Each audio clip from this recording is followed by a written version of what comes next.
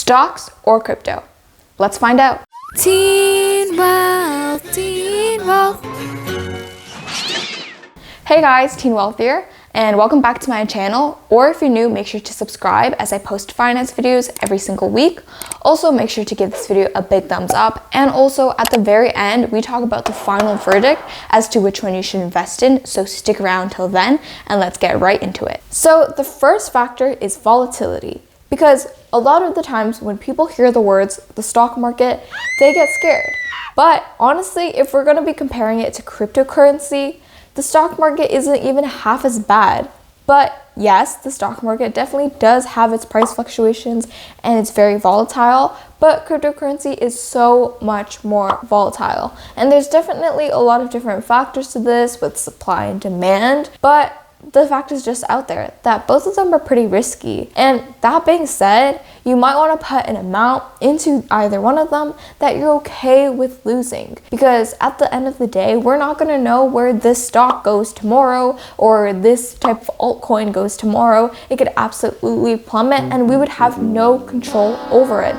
The only thing you can control is number one, the amount of money you put into it, and number two, your emotions. So make sure that you put an amount of money that you're okay with losing the next day just in case anything happens. And I would say a good rule of thumb is actually putting 1% of your investment portfolio to cryptocurrency because it's less stable than the stock market, or 1% of your net worth. Then once you get comfortable, you can start working your way up there and putting more and more money into cryptocurrency. But as for the stock market, most people would suggest that beginners actually invest in index funds. I will put a video about index funds somewhere here so you can actually go ahead and watch it. But that's kind of just talking about why index funds, which is a collection of stocks, is best for beginners and is more stable. And also, if you're younger, you might have more of something called risk tolerance, which is basically how well you handle risk. Because when you're younger, you're definitely more flexible because you don't actually have to have a whole roof over a family's head. You don't have to pay the bills. You don't have to put money on the table. So when you're younger, you don't have as much to lose. So if you get into some riskier investments, you can definitely bounce back financially towards the future. But either way, with every investment, regardless of if it's stocks or cryptocurrency, there is risk. Even when you're putting money in the bank for things like GICs or a money market account, there is risk because who knows, the next day the bank could go bankrupt. And that is very unlikely, but there's always that slight factor. That being said, it depends on how you handle that risk, which is factor number two. Because let's say that your trade shoots up 8%. Then you're probably like, dang, I just made 8%. And then you go and do something called panic selling because you're thinking to yourself, oh, what if the price just goes down again?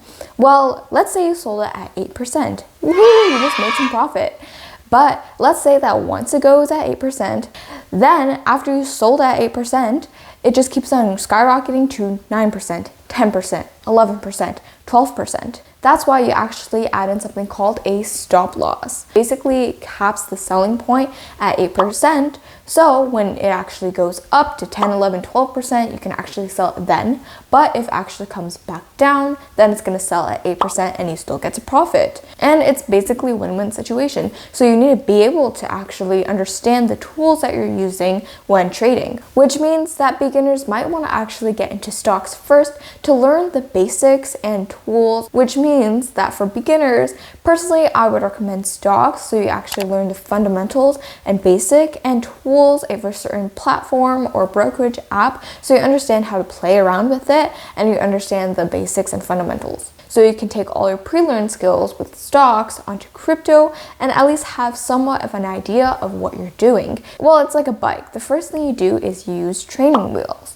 You learn how to put on a helmet, you learn how to hold the handlebars, you learn how to sit properly, and you learn how to push forward. Then once you learn all those basic steps, you can transfer over onto something harder, which is a bicycle, and take all those pre-learned skills. So when it comes to stocks, I would say that the most basic level is a tricycle.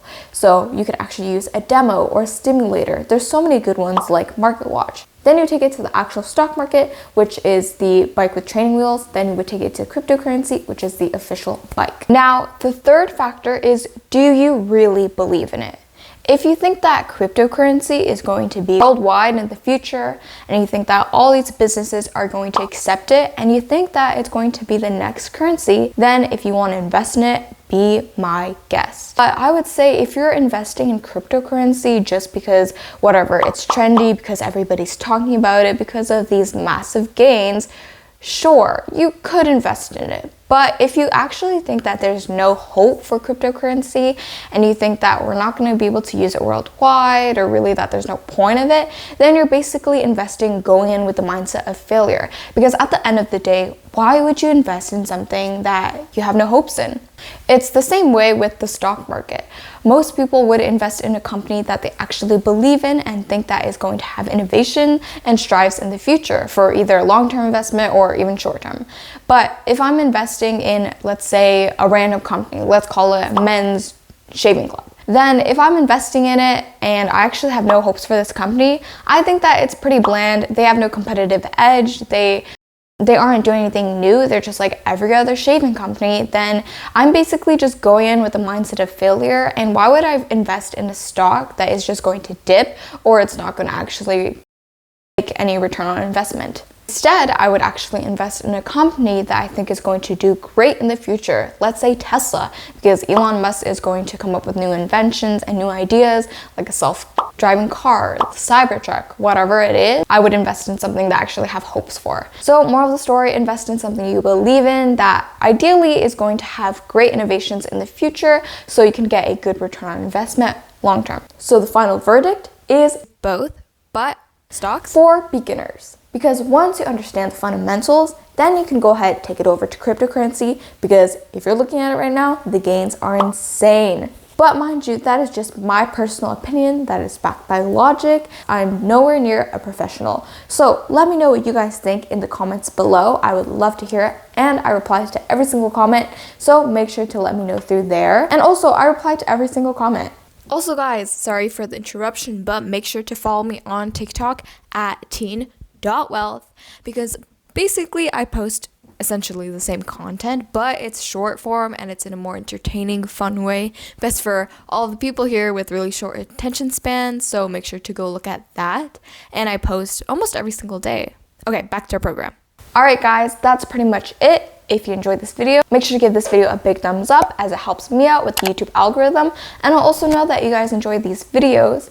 And also make sure to subscribe, because number one, it's free and I post finance videos every single week. That being said, I'll see you guys next week. Bye!